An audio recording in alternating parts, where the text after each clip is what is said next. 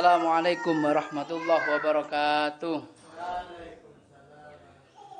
Alhamdulillahi rabbil alamin wal aqibatu lil muttaqin wala udwana illa 'alal zalimin. Wassalatu wassalamu ala sayyidil anbiya wal mursalin nabiyina wa syafi'ina Muhammadin wa ala alihi wa ashabi ajmain alladzina fi hayatihim kasyamsil arifin. Para peserta pengajian kitab Wasiatul Mustafa yang saya hormati, pada pertemuan kali ini kita akan meneruskan tentang faslun fi fununin syatta. Yang kemarin telah kita bahas beberapa, mulai dari ibda man lakita minal muslimin, tentang keutamaan atau kewajiban kita untuk untuk mengucapkan salam kepada sama muslim, atau kewajiban menjawab salam, sampai kita dilarang untuk marah, karena marah itu lebih dikendalikan oleh setan. Dan untuk selanjutnya kita akan membahas tentang ad-dinun nasihah, yang pada pertemuan kali ini akan dipimpin atau dibacakan oleh Ustadz Muzayyidin. Al-Fatihah.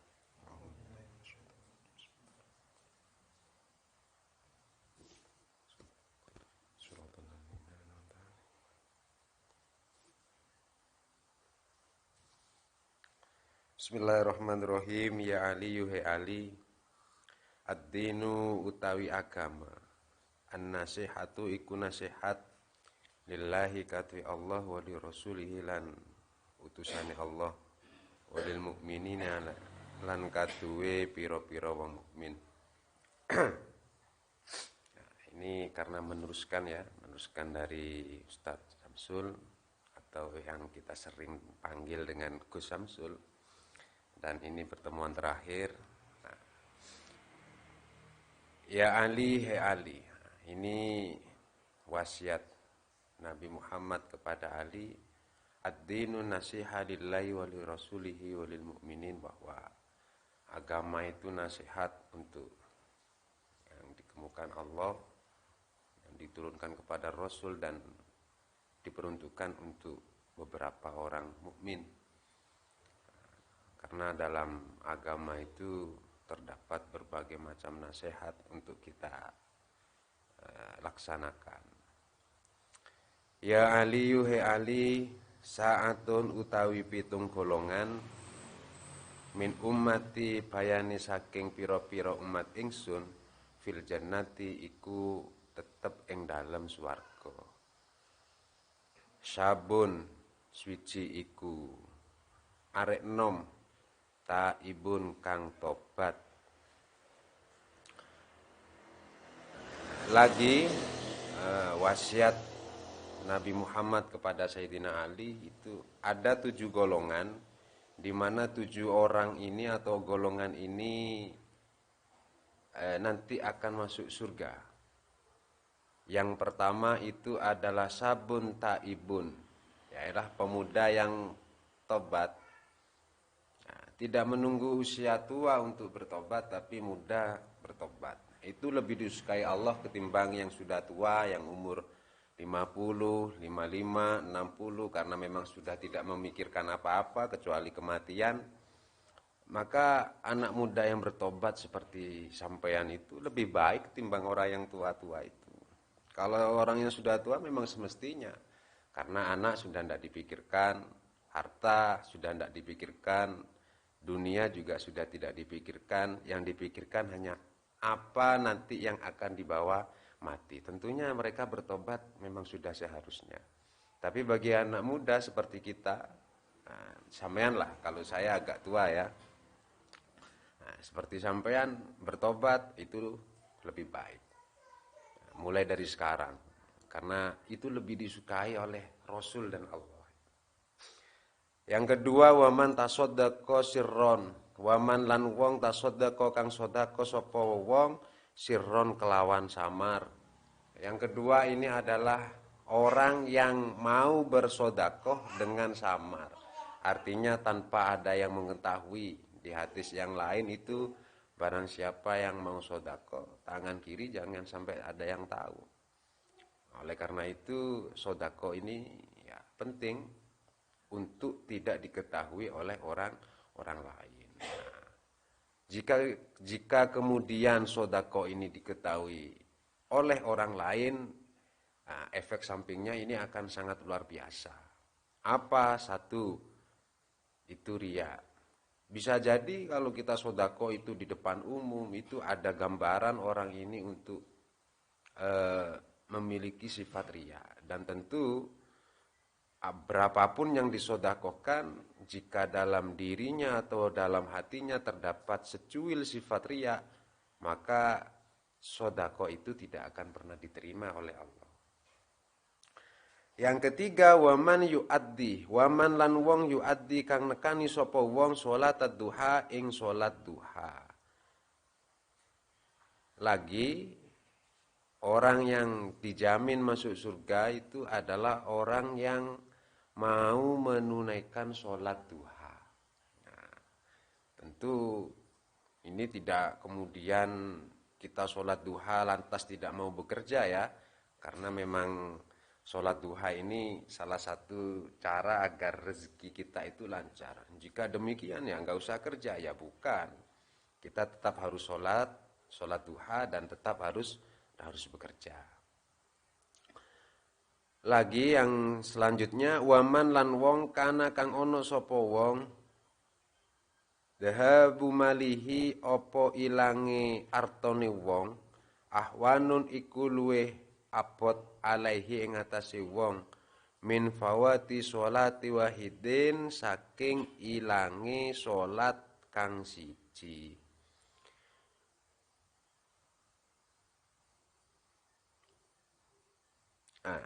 Maaf.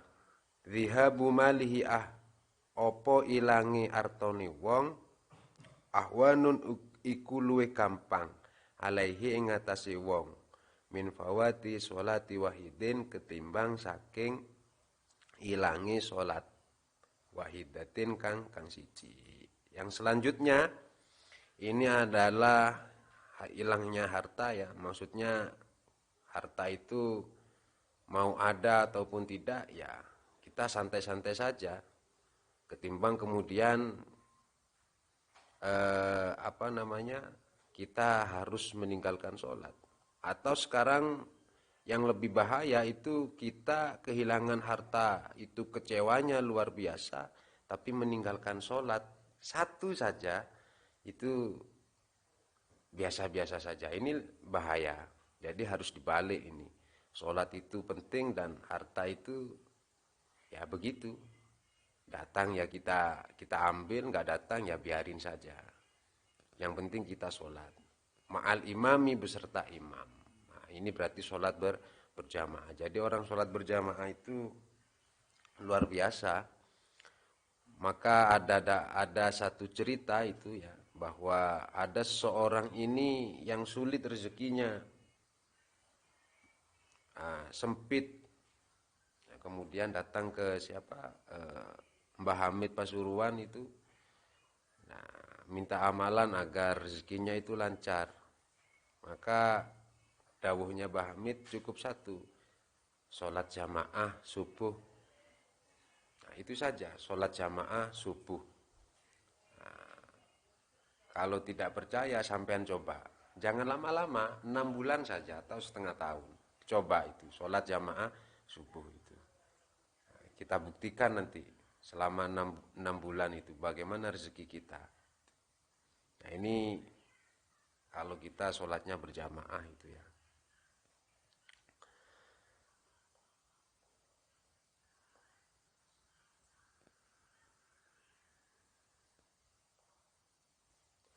Waman lan wong demaat kang mili ainahu opo mripate wong min khosyatillah saking wedi maring Gusti Allah. Dan selanjutnya orang yang dijamin masuk surga itu adalah orang yang meneteskan air mata karena takut kepada Allah. Nah, seringkali ketika kita berdoa tengah malam setelah tahajud, ya, kita meneteskan air mata itu karena takut kepada Allah itu. Nah, ini pasti dijamin masuk surga. Min khosyatillah. Kalau sekarang air matanya itu karena baper atau karena putus dari ceweknya, ya itu bukan min khosyatillah itu. Itu biasa. Ya itu anggap saja itu latihan, ya, latihan enggak apa-apa lah. Latihan untuk nangis, kemudian kita niatkan lagi untuk min khosyatillah itu. Ya, kalau diambil pacarnya sama orang lain, ya enggak usah nangis, biasa saja. Tapi kalau karena takut kepada Allah itu kita harus nangis itu.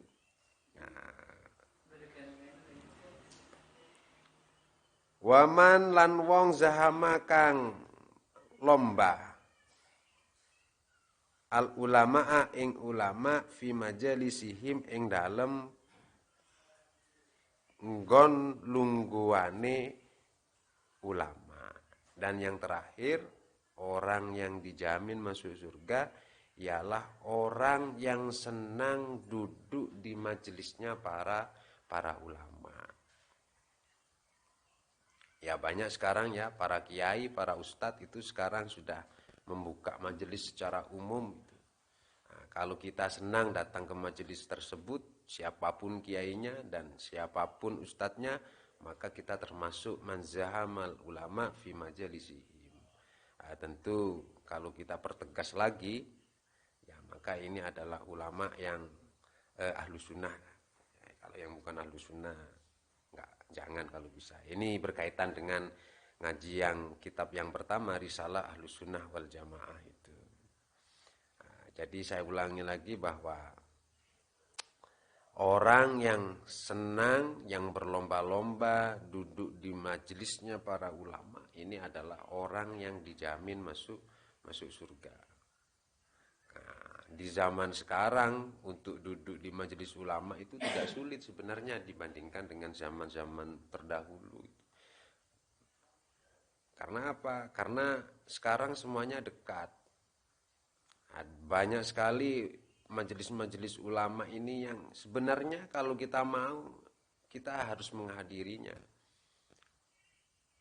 Karena kita sekarang dipermudah, baik oleh kendaraan ya, yang mengantarkan kita, yang memudahkan kita itu, ataupun sekarang via YouTube ataupun yang lainnya. Jadi alasan sekarang kita tidak bisa ngaji kepada ulama itu bagi saya tidak ada alasan di era sekarang, karena sekarang semuanya dipermudah. Majelis-majelis taklim, maulid, apa banyak sekali sekarang itu. Bahkan 1 minggu full itu kalau kita mau itu pasti ada itu majelisnya para ulama. Nah, ini adalah 7 golongan yang dalam wasiat Mustafa, wasiatnya Nabi kepada Sayyidina Ali, 7 orang, 7 golongan yang dijamin masuk surga. Dari ke-7 ini yang paling saya suka itu adalah sabun taibun itu, anak muda yang bertobat itu. Maka sahabat-sahabat itu ya, peserta ngaji, segera bertobat itu. Yang pacarnya banyak diputusin lah, cari satu, diseriusin, nikahi itu. Bagian dari tobat itu. Bagian dari tobat itu jangan banyak pacar, jangan banyak perempuan itu. Kalau 4 resmi semua enggak masalah itu. Yang bahaya ini kan yang enggak resmi itu. Nah, selanjutnya, ya Ali, he Ali, man utawi sapane wong arsadu iku nuduhake sapa wong al akma ing wong wuta biyadihi kelawan tangane man al yusra kang kiwa jaa moko teka yaminuhu apa tangan tengene wong fi yaminika ing dalem tangan tengene akma.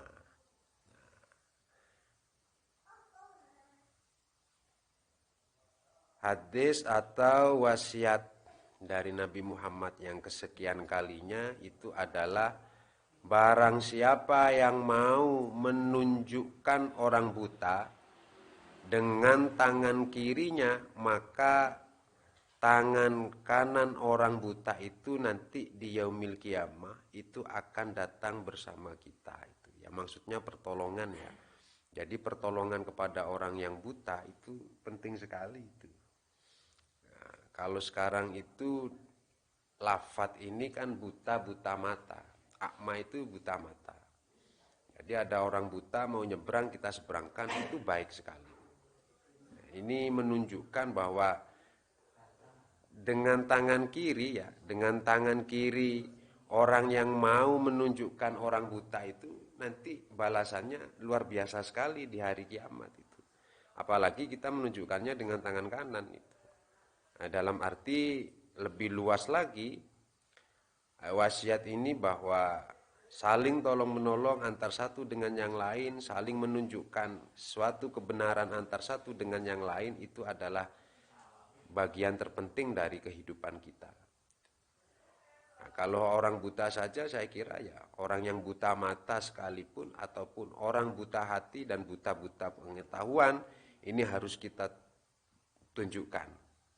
Ini luar biasa. Nah, ini kalau kita maknai literlek secara harfiah begitu ya. Jadi kita menunjukkan orang buta dengan tangan kiri ya, nanti di hari kiamat kita akan digandeng dengan tangan kanan oleh orang yang buta itu. Maka kita artikan secara lebih luas bahwa saling tolong menolong antar satu dengan yang lain itu baik.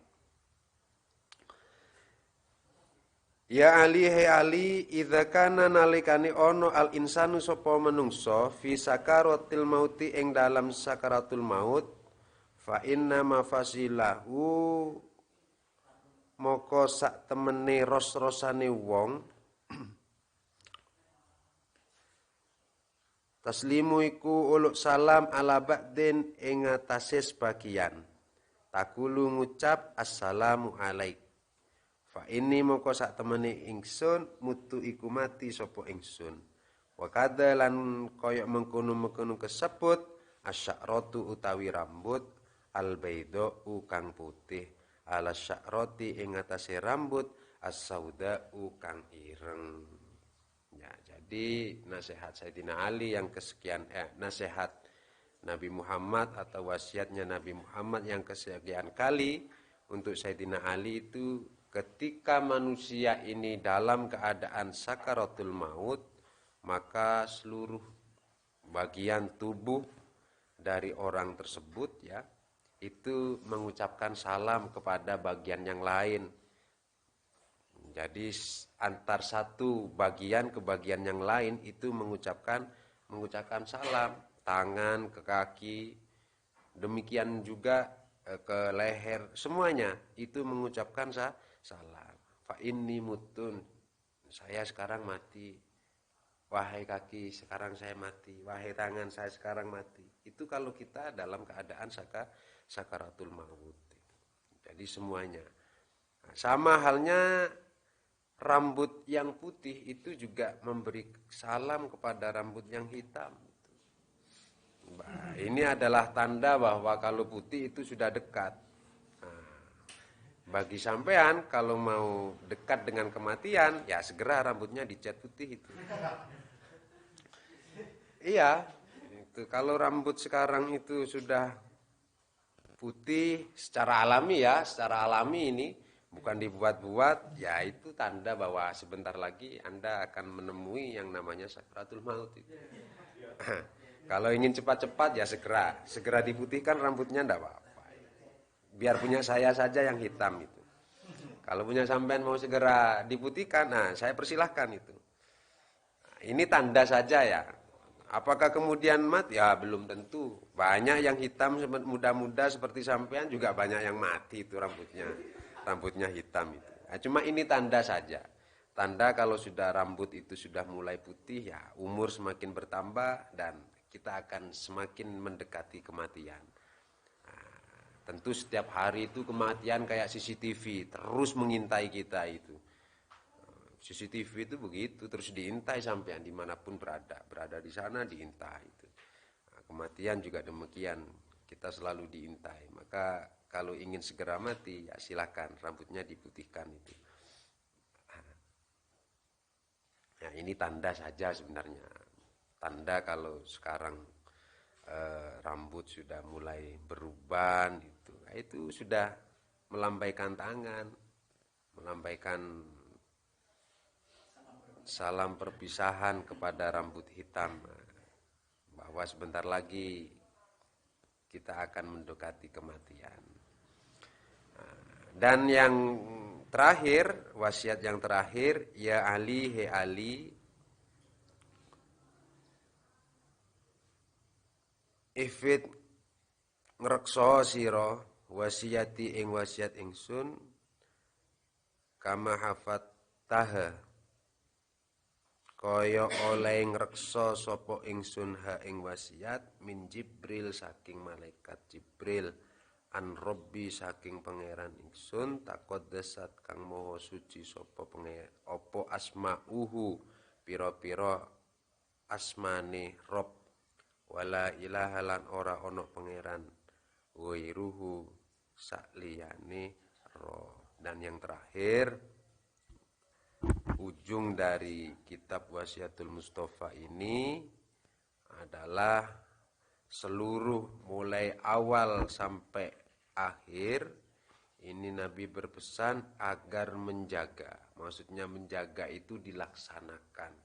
Tidak hanya dijaga kemudian kitabnya diberi sama, setiap hari dikasih wangi-wangian apa. Tidak hanya dijaga seperti itu, tapi maksudnya adalah kita melakukan apa yang telah diwasiatkan Nabi kepada Sayyidina Ali. Apakah ini seluruh wasiat ini khusus untuk kepada Sayyidina Ali? Saya kira tidak. Karena memang khitabnya yang dihadapi atau yang dinasihati pada waktu itu Sayyidina Ali. Tapi secara umum nasihat ini berlaku untuk kita semua. Maka kita pun juga wajib menjaga nasihat atau wasiat-wasiat yang telah diberikan kepada Sayyidina Ali. Seperti halnya Nabi Muhammad menjaga dan melaksanakan wasiat ini dari Malaikat Jibril dan Malaikat Jibril dari Tuhan yang maha suci. Saya kira itu penjelasan yang bisa saya jelaskan ya. Kurang lebihnya saya mohon maaf. Pun nanti kalau ada penjelasan ataupun keterangan-keterangan yang kurang berkenan atau mungkin salah dan lain sebagainya, saya mohon maaf karena memang manusia mahalul khotok wan nisyan ya. Kalau salah dari diri saya sendiri, kalau benar itu semuanya dari Allah Subhanahu wa taala. Amin Allahumma amin. Yang terakhir, karena kitab ini sudah purna, sudah hatam, seperti adat istiadat kita sebagai santri ya, kita berdoa dengan harapan semoga dengan kajian kitab Wasiatul Mustafa ini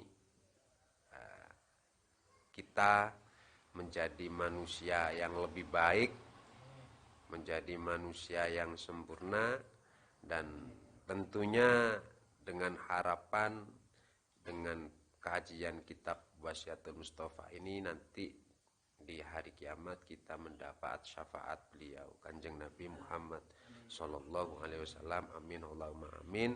Dan yang penting semoga kita mendapat ridho Allah Subhanahu Wa Taala. Saya kira itu yang bisa saya sampaikan. Saya akhiri, wal afu minkum, wassalamualaikum warahmatullahi wabarakatuh. Al-Fatihah. A'udzubillahi minasyaitonir rajim.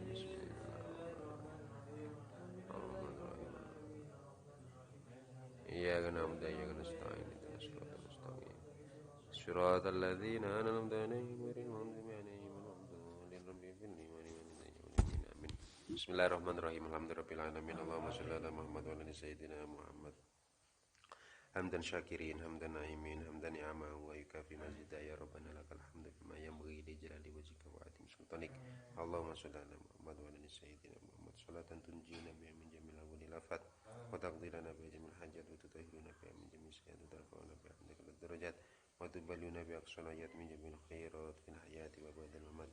Allahumma inna nas'aluka salamatan fid din wa afiyatan fil jasad wa ziyadatan fil ilmi wa barakatan wa tabbatan qabla al maut rahmatan indal maut wa mufatan ba'dal maut. Allahumma hawwin 'alaina fi sakratil maut wan najata minan nari wal 'afwa indal hisab.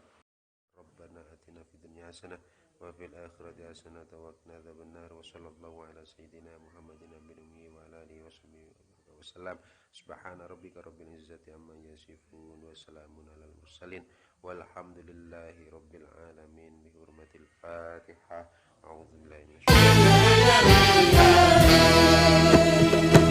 Salatun wa salamullahi ala toha Rasulillah. Salatun wa salamullahi ala Yasin Habibillah. Tawassalna bi bismillah wa bil hadi Rasulillah wa bil